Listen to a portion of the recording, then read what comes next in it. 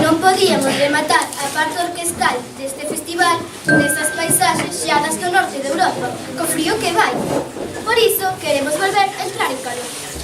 E, anticipando o calendario, viaxamos ao Caribe con esta cantiga tradicional de Puerto Rico, a que nós os dous estamos implicados. Con todos vos, Aurora de Mayo!